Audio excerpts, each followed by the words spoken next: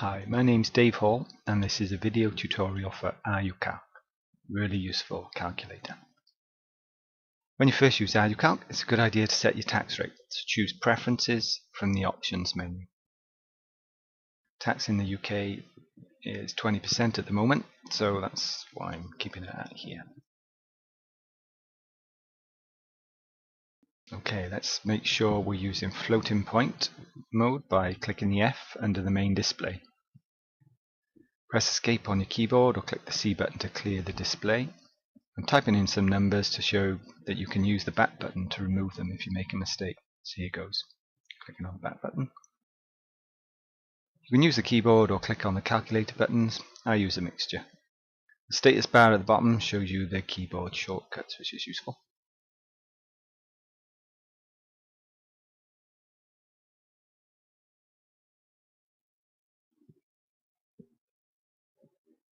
I'm using times 10% to get the percentage. Then I'm going to click plus to add it to the original figure. The square root button does just that. And then I'm going to change the display to rounding it to 2 decimal places. Using that button there. Now let's take a look at the memory functions. I'm going to switch to memory 1. MC clears the memory selected, and then MS stores the current display in the selected memory.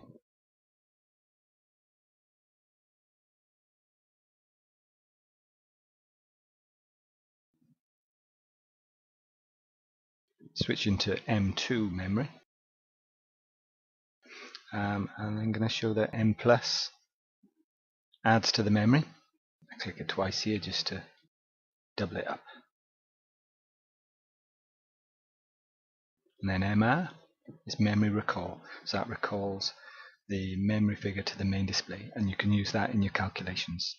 And then the plus/minus button can be used to toggle the sign, so I've changed it from minus here. Going back then to memory 1, and then using M plus to add that display figure to the memory there. Now I'm going to show how to use the CE button, which is used to cancel an entry.